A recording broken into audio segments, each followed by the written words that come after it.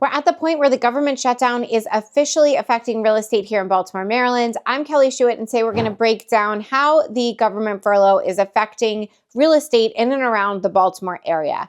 If you're new to our channel, my name is Kelly. My partner Mike and I talk about all things real estate related in and around Baltimore. And today we're talking about something that is super topical, relevant, and currently happening real time, which is the government shutdown affecting the fall market here in Baltimore real estate. Let's break it down.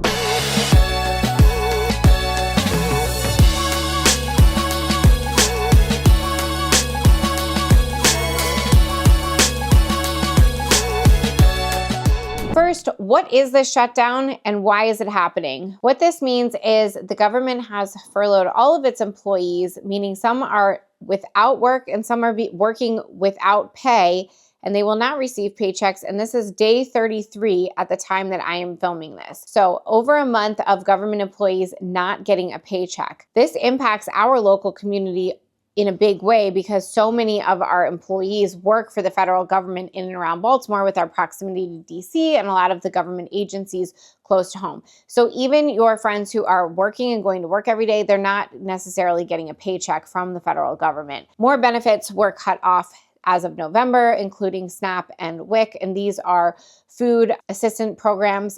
These are national programs that will also impact us here locally, making it sometimes challenging for families to make ends meet in terms of groceries and foods and school reduced lunches. So between not receiving a paycheck and then also having uncertainty about some of these federal programs that are not currently available to families, families are feeling the squeeze. This is making people who maybe hadn't jumped into the market but were considering jumping into the market hit that pause button. On the buy side, buyers are wondering if they can even get an approval without a paycheck, and they're not sure about the affordability because they're spending some of their savings and some of the money they had set aside and earmarked for a new home purchase on bridging the gap without getting a paycheck during these weeks. They're also wondering if they can get pre-approved without showing income currently. And some are able to, some are not. It depends on the program and the overall financial picture, but it is definitely reason enough to make some of these buyers hit the pause button. On the listing side, this is a time of year in the fall where listings tend to slow down anyway going into the holidays.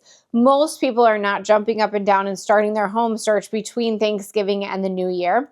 So we see a slowdown in listings coming on the market leading up to Thanksgiving. So this tends to be a slower time for listings anyway. But those families who are thinking, hey, I might list my house and get this done before the new year, have significantly hit the pause button. We're seeing that inventory that was increasing, and we had 30% more listings this past September than the September prior. We're now seeing that the new listings slow down and the listings that are on the market stay on the market for more days. So the average day on market in the markets that Mike and I work in is 45 days now, which is significantly up from what we were seeing about 6 months ago. So more inventory and more listings came on the market in September. Those listings have not necessarily closed out at the pace that we were used to in the past, again, because buyers have hit this pause button. Thinking about relocating to Baltimore? Well, I've got just the thing for you. My team and I have actually taken the time to create the ultimate relocation guide, which is meant to save you hours of research, and I've linked it all down below. From top employers to best hospitals and a boatload of other things, all the stuff you'll need to know before making the move to in and around Baltimore. The best part, this guide is entirely free. Just click the link in the description at the top pinned comment. Hope this helps. You might be thinking, okay, that's great. There's more inventory. We've had a pent-up buyer demand for years. Not everybody works for the government. Why is that slowing down the market in general? Why are these days on market racking up? And the truth is, it's a trickle down. So when an entire category of people is affected by the economy locally, it's going to create something that trickles down to every single person affected by this. So there's more inventory, which means there's more options for buyers, but there's less buyers because some buyers have taken themselves out of the market until they figure out what's going on, which means the buyers who are in the market are able to be more selective, take their time, negotiate harder, and the sense of urgency is lost on many of them. So what we're seeing, if you are listing your house or you're on the market, houses that are priced very, very well are still seeing offers. They're seeing strong offers. And in some special cases, they're seeing multiple offers. This is if the house is perfect, priced well, and in an incredibly desirable neighborhood, we're still seeing multiple offer situations. On the other hand, we're seeing houses that are, like I said, sitting for 6 weeks and then receiving an offer. The offers are still solid. They're just not as many and as plentiful and as quick as we were seeing in previous months this year. So is it all due to the government shutdown? Absolutely not. This fall market was riddled with high price points, interest rates that didn't come down fast enough, and then this on top of it has just really suppressed our fall market. What does this mean for you, and what can you do about it? Well, if you are a buyer who's not affected by this is a great time to jump in the market. Sellers are motivated. They're a little bit nervous about what's going to happen. So if you come to them with a reasonable offer and reasonable terms, they're going to be willing to work with you in a way that you might not see or might not be possible next spring when the government is open, rates come down, inventory is a little bit different than it is now. So if you are a buyer who's not affected by this and you've been waiting for the right time to jump into the market, this could be your opportunity. Hey guys, it's Kelly. I'm here with Mike as well. And as much as I love making these videos, there's one thing I love even more, and that's helping families and people from all across the country make a move here to Baltimore. I moved here about 20 years ago and I've never looked back. I love helping countless families make the move as well. So whether you're coming out next week, next month, or even next year, don't hesitate to reach out. My contact information is right here on the screen, and I've linked the description in case you missed the on-screen pop-up. Look forward to helping you and your family make the move to Baltimore. Sellers, if you are listing your house now and you need to move for whatever reason, and this is the time you want to sell your house, be strategic with pricing. Make sure that you are pricing it accurately. You cannot look at comps from 6 to 12 months ago. You need to really triangulate some information to figure out what price point to come to the market with.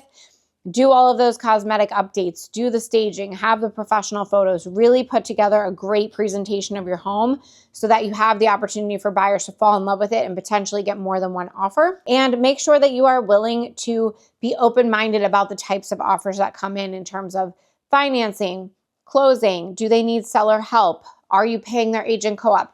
These are things that are going to make it easier for a buyer to come to the table with an offer that works for everyone. This is not the time to set a neighborhood record high necessarily, but it is a time to get a very solid deal that works for you, that gets you to your ultimate goal of selling your house. So sellers, you can still get solid deals, but be reasonable with them going into the negotiation. If you are a buyer that is impacted by what's going on, there's a lot of resources for you in and around Baltimore. One of the things that we love about living here is how community and tight-knit and neighborhood vibe Baltimore is. Baltimore, we always say this, is a city made up of a ton of different neighborhoods, and these neighborhoods are coming together in big ways to help people who are currently furloughed or who are losing some of their benefits because of the shutdown. So lots of local food pantries popping up, lots of food banks popping up, lots of opportunities for neighborhoods to come together and give back in some significant ways.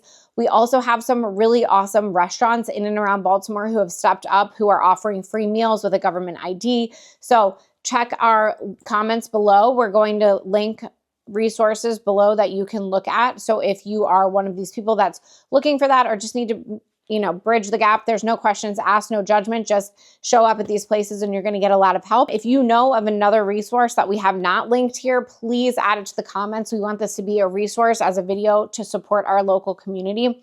If you're from in and around Baltimore and you have the resources and ability to do so, we would welcome the opportunity for you to give back in your own way, in your own neighborhood. We know your neighbors and your community will appreciate that. We see people's economics on a very household local level every day, and we can tell you that a lot of our buyers are impacted by this and their ability to purchase right now. So if that's you, we would love to help by building that community here in the comments. Make sure you check back for updates on this as it transpires over the next couple of weeks, and hopefully we will have a solution that helps everybody move forward in many different aspects of their life. But here we're talking about how it impacts real estate locally. For Mike, I'm Kelly. Thanks for tuning in. If you haven't already, we hope that you like, subscribe, and follow along for all things Baltimore real estate. Until next time.